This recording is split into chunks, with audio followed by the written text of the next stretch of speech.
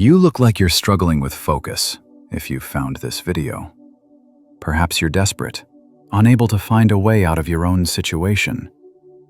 How many times have you started something and never finished it? How many times have you sat down at your desk, opened a book, and then 5 minutes later found yourself scrolling through social media? The pile of messy work on your laptop still unfinished, yet you've already completed several YouTube videos. I understand what you're going through, because I was in that exact situation for a long time. But that doesn't mean you're lazy or undisciplined. It's more normal than you think. We're living in a world full of noise. Facebook, Instagram, YouTube, X, everything seems to be connecting people together. But I bet you see it like I do. They're actually making us drift further away from everything around us. Silently. There's always a notification, a message, or a video stealing your attention. Our focus disappears like water leaking from a broken bucket. But multitasking isn't always bad.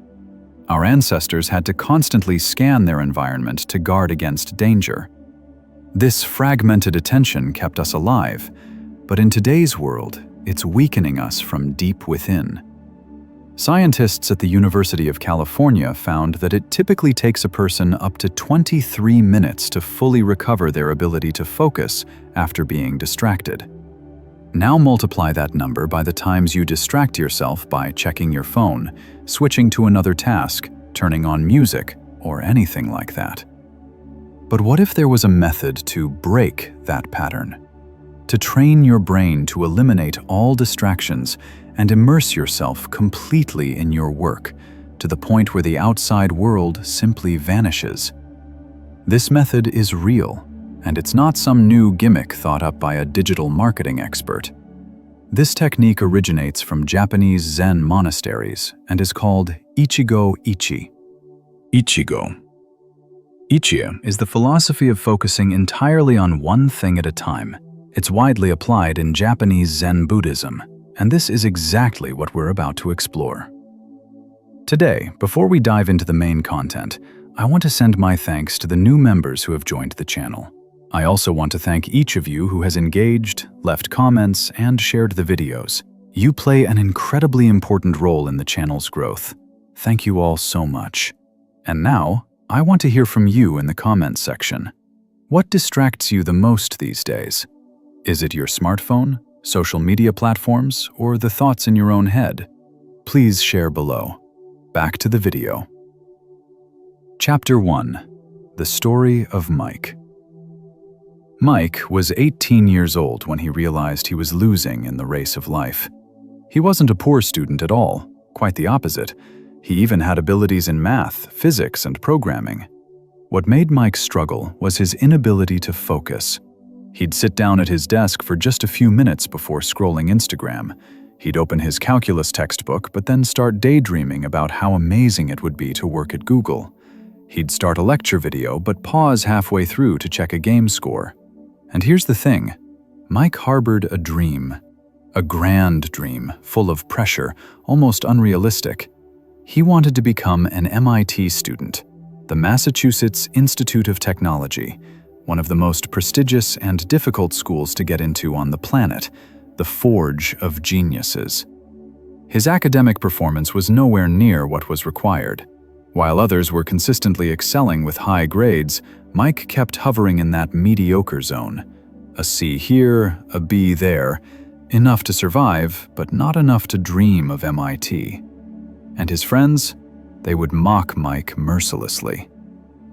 Mike, dude, you want to study software engineering at MIT, but you can't even get a B in math? You'll end up flipping burgers at McDonald's. They'd burst out laughing. They thought it was hilarious. But Mike felt each word like a knife stabbing straight into his heart. And worse, his parents were also putting pressure on him. Not in a toxic way. They just wanted to see their son try harder. Mike, you have the ability. But you need to cut out the things that distract you. You need to get serious about your studies. And Mike knew this all too well. He knew he had the capability. But the problem was he couldn't tap into that potential because every time he sat down to study, his own mind would betray him. You know that feeling when you need to do something important, but your brain keeps painting pictures of future scenarios? Mike spent hours just daydreaming. He imagined his glorious graduation ceremony at MIT. He pictured his first day walking into an office to work. Mike spent hours just lost in dreams. He saw himself at the MIT graduation. He imagined his first day working as a programmer. He fantasized about his friends apologizing for underestimating him. But meanwhile, his math textbook remained closed. His physics homework remained blank. And the dream remained forever out of reach. Until one day, after receiving yet another poor grade on a calculus test, Mike completely broke down. He was exhausted from his own mediocrity, exhausted from disappointing his parents, exhausted from his friends' mockery. But instead of retreating to his room and giving up, Mike did something different. He decided to seek help. Chapter 2. The Fateful Meeting. The next morning, Mike went to see Mr. Yamamoto. Mr. Yamamoto was the school's math teacher, a Japanese man around 45 years old, always calm, always steady. He had a quality that radiated an indescribable sense of peace.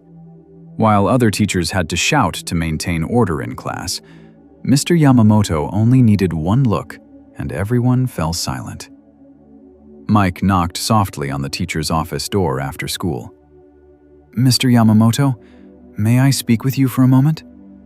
The teacher looked up, removed his glasses, and nodded, gesturing for Mike to come in. "Sure, make yourself comfortable, Mike. Have a seat. What's going on?" Mike took a deep breath. "Sir, I'm really confused. I really want to improve my academic performance. I dream of becoming a software engineer, but I can't maintain focus. I sit down at my desk to study, but my mind just flies all over the place. I'm constantly distracted. Then my grades don't improve, and I just keep going in circles in this endless loop." Mr. Yamamoto was silent for a few seconds. Then he smiled. It wasn't a smile of pity. It was the smile of someone remembering something from the past. "Mike, let me ask you something. When you sit down to study, how many tabs do you have open on your browser?" Mike thought for a moment. "I'm not sure. Maybe around 10 tabs. "And your phone? Where do you keep it?" "Right next to me, with notifications always on." "And you often study while thinking about all sorts of things at once, like calculating what you'll do next or remembering something from before, right?" Mike's jaw dropped. "How do you know?" Mr. Yamamoto chuckled softly. "Because I used to be exactly like you." Mike's eyes widened. "Really?" "Really. I was born and raised in Japan, and when I was young, I also struggled with maintaining focus. My thoughts were always flying all over the place, until my grandfather taught me a lesson that completely changed my life." Mike sat up straight, his eyes lighting up. "What was it, sir?" The teacher wrote a few lines on a piece of paper and handed it to Mike. "Ichigo Ichie." Mike looked at the paper and looked up. What? "Ichigo Ichie. This is a philosophy from Zen Buddhism. It literally means focusing completely on one action. It's the practice of doing one thing at a time with full attention, as if you and the task are one unified entity." Mike frowned. "You mean just focusing on one thing?" "Not just focusing, Mike. It's about becoming one with what you're doing." When you study math, you're not Mike studying math. You become the math itself. There's no boundary. There's no you standing outside observing the work. You're completely integrated. Mike still looked confused. Mr. Yamamoto noticed this and continued explaining. Let me put it another way. Have you ever sat down to play a video game and suddenly realized 3 hours had passed? Yes, that happens to me all the time. That's when you're in a flow state. You're so immersed that you lose awareness of time. Ichigo Ichie is learning to actively enter that state with any task. Mike felt a jolt of electricity run down his spine. That made perfect sense. And is it scientifically proven? Mr. Yamamoto smiled. Yes, it is. Today, neuroscience calls this mindfulness or flow state. There's a lot of research proving that when you train deep focus, your brain actually changes. It increases the density of the prefrontal cortex, the area that controls attention. He opened a drawer and pulled out some printed research papers. Look here, I have some materials. These are papers that combine Ichigo Ichie with cognitive neuroscience techniques. Take them home, study them carefully, try applying them, and tell me the results. Mike took the stack of papers, his hands slightly trembling. He couldn't explain why, but something inside him whispered that this was the turning point. Thank you, Mr. Yamamoto. I really, truly thank you so much. The teacher placed his hand on Mike's shoulder. Mike, you have what it takes. You just need to learn to master your attention. And when you do that, nothing can stop you. Chapter 3. The Journey of Practicing Ichigo Ichie. That night, Mike barely slept. He stayed up until late into the night, poring over the research papers Mr. Yamamoto had given him. And the more he read, the more all the pieces fell into place.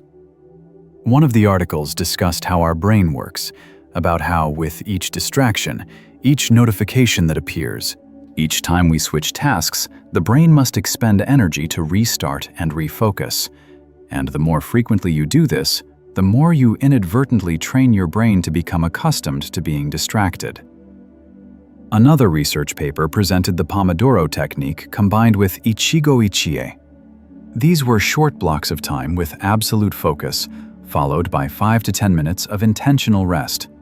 No touching the phone during breaks, no scrolling social media. Just breathing evenly, stretching the body, drinking water, being fully present with the moment. Yet another paper discussed choice architecture. Essentially, you redesign your space to make distraction impossible. Phone in another room, all notifications off, only one tab kept open on the browser, only one task at a time. He realized that Ichigo Ichie was about completely dissolving into the activity happening right now, without dispersing the mind. Not simply doing one thing at a time in the literal sense, it was the complete unity between you and the action. When you sweep the floor, you are the act of sweeping. When you eat, you are the act of eating. Zen monks practice this with all tasks, from mundane activities like washing dishes to deep meditation. There's a famous Zen saying that captures this: when I eat, I eat. When I sleep, I sleep. It sounds simple, but how many times do we eat while thinking randomly about work, or get into bed but our minds are tangled up in unresolved problems? Modern society glorifies multitasking, doing hundreds of things at once. Ichigo Ichie stands in complete opposition to that trend. The core concept is that when you fragment your focus into many pieces, you're not truly fully present with any task. You become superficial with everything. In this philosophy, when distraction appears, and it certainly will appear, the practitioner simply acknowledges, "My mind has wandered," and then gently guides it back to the present activity.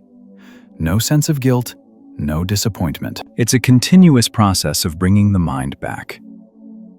After absorbing all this knowledge, Mike suddenly realized something important. He wasn't weak or lacking in determination at all. He had simply never been taught how to properly use his attention. And then he resolved that from this day forward, everything would be different. The following Monday, Mike came home after school and did something he had never done before. He built his own ritual. He put his phone away in a drawer in another room. He turned off all notifications on his laptop. He closed all tabs, keeping only one with his study materials. He set a countdown timer for 25 minutes. Then he took 3 deep breaths. Then he began. And the first 5 minutes were truly challenging. His mind was screaming, "Pick up the phone, see if there are any messages, try opening YouTube." But Mike remembered what he had learned. When distraction appears, you don't try to push it away, you simply acknowledge it. My mind wants to wander. And then gently pull your attention back. He did this about 10 times in the first 25 minutes. However, by the second 25-minute block, the distractions noticeably decreased. In the third block, he had sunk into a state of deep focus he had never experienced before. When the timer rang, Mike looked up and couldn't believe it. 75 minutes had passed, and he had accomplished more in 1 hour than he typically did in an entire week. He felt a surge of energy, a new strength. For the first time in a long while, he felt he was taking control. In the following days, Mike persisted with his ritual. Every day when he came home, the routine repeated. Phone put away, space prepared, breathing, complete focus. And he went further. He expanded Ichigo Ichie to all activities. When he ate, he only focused on eating. He didn't eat while watching videos. When he conversed with others, he was completely present. When he walked to school, he listened to sounds, observed colors, felt movement. He realized he had been living his entire life like a machine. And now? Now he was truly living. His friends noticed the difference. "Mike, why don't you hang out with us anymore? Is something wrong?" Mike smiled. "Nothing's wrong. I'm just focusing my mind on a bigger goal." They didn't understand, but Mike didn't care, because for the first time, he was building the future he craved, instead of just drowning in fantasies. Then came the first math test after this transformation. Mike sat down, looked at the questions, and entered that state. Ichigo Ichie. He was no longer Mike taking a test. He was mathematics operating through him. When the teacher returned the papers the following week, Mike looked down at the sheet and froze. Mike had gotten an A. He had never scored that high before. Mr. Yamamoto looked at him from the front of the class and nodded with a smile, and Mike understood clearly. This was only the beginning. Chapter 4. The Journey from Average Student to MIT. The following months passed like a whirlwind. Mike maintained his Ichigo Ichie practice every single day. His academic performance began to skyrocket. An A in physics, an A in chemistry, an A in programming. His parents couldn't believe it. "Mike, what happened to you?" "I just learned how to focus properly, Mom." But there was more to it than that. Mike had learned a much deeper lesson. He realized that discipline wasn't about willpower, it was about systems. It was about building an environment and habits that made failure impossible. He learned that distraction wasn't the enemy. Distraction was simply a signal that your mind was exhausted, or bored, or afraid. And when you understand this, you stop fighting and start working with your brain instead of against it. At the end of that year, Mike submitted his application to MIT. His friends continued to mock him. "Mike, dude, you've improved, but MIT? That's crazy. Do you know how many geniuses get rejected every year?" Mike just smiled softly. "I know, but I also know I'm going to give it everything I've got. The rest is beyond my control." He applied the same philosophy to exam preparation, taking the SAT, writing essays, building programming projects, each thing in its own time frame with absolute focus. And then, 6 months later, on an ordinary afternoon, Mike received an email. "Congratulations, you have been accepted to MIT." He read that sentence 3 times before he could believe it. Then he screamed. He screamed so loud that his parents rushed into his room immediately. "I got in! I got into MIT!" His mother began to cry. His father hugged him tightly. And Mike? Mike was filled with profound gratitude, not just for being accepted to the school, but for having learned something that far exceeded the value of any degree. He had learned to master his attention. And whoever masters their attention masters their life. Chapter 5. Conquering MIT. The journey continues. Getting into MIT felt like a dream. But Mike quickly realized something. Just getting in wasn't enough.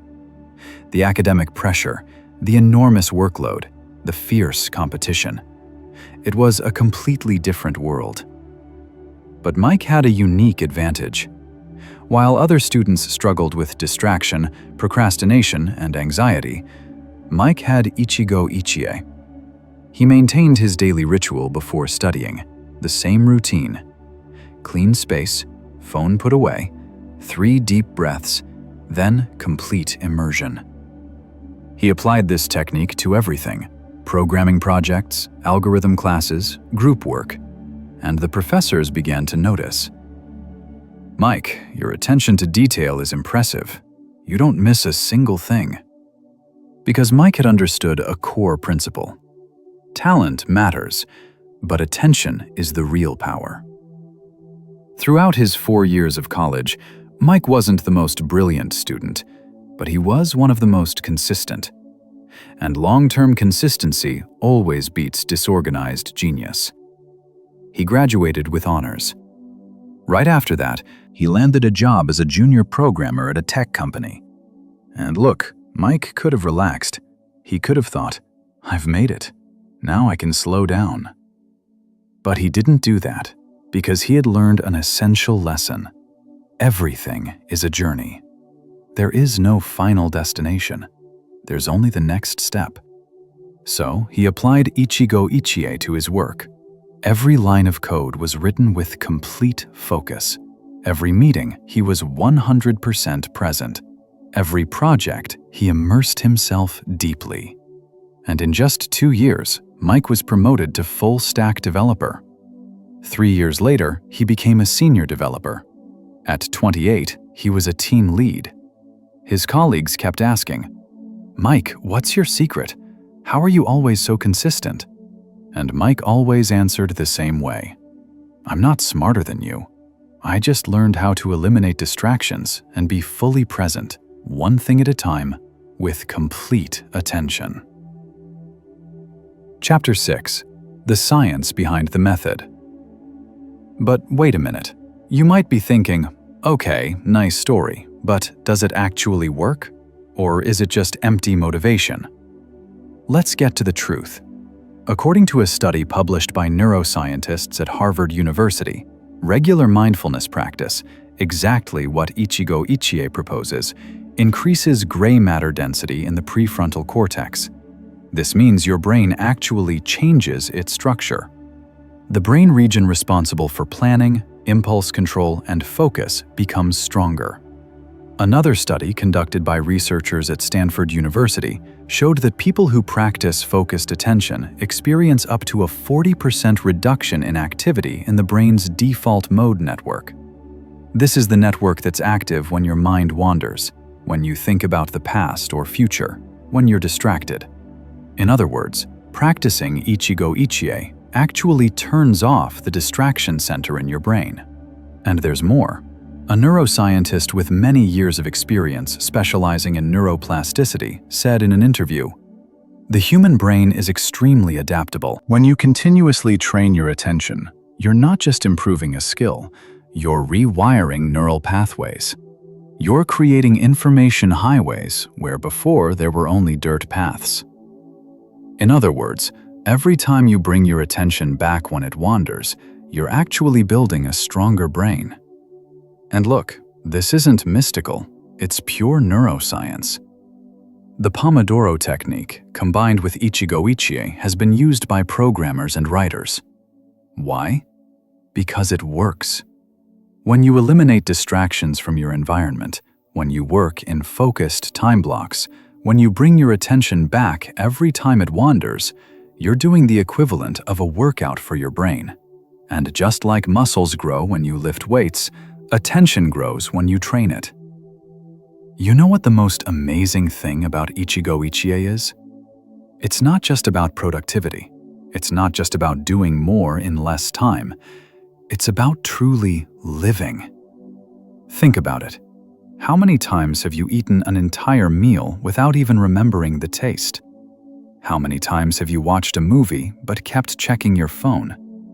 How many conversations with loved ones, but your mind was somewhere else? We're living on autopilot.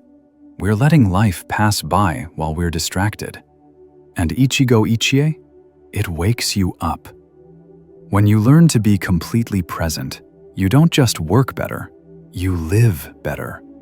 Food tastes better, conversations have more depth, experiences become richer. It's almost like stepping out of the matrix and seeing the real world for the first time. And here's a detail that will surprise you. Studies show that people who practice mindfulness report much higher levels of happiness and life satisfaction. Why? Because happiness doesn't come from having more things, it comes from being present in what you already have. Mike learned this, and it changed everything. So where is Mike today? He's still working at the same company. He's still a team lead, but more importantly, he's a completely different person from that 16-year-old boy who couldn't focus for 5 minutes. Mike teaches Ichigo Ichie to his team members. He witnesses the same results happening. People who were previously average are now delivering excellent work. People who lived in stress now have mental clarity. And look, Mike isn't special. He doesn't have an extraordinarily high IQ. He doesn't come from a wealthy family. He doesn't have special connections. He just learned one thing that most people never learn: how to direct his attention. And here's the truth no one tells you. Success doesn't come from having more time. It comes from using the time you have better. It's not about having more resources. It's about focusing on the resources you already have. It's not about being smarter. It's about being more present. Because in the end, your life is made up of moments. And if you're not present in your moments, you're not living your life. You're just watching it pass by. If this video resonated with you, I invite you to subscribe to the channel so you don't miss future content. I also invite you to check out other videos on the channel. I believe they can bring value to you as well. And remember, one thing at a time with complete attention. That's how you change the game. Be present. Walk with dignity. Follow your own path.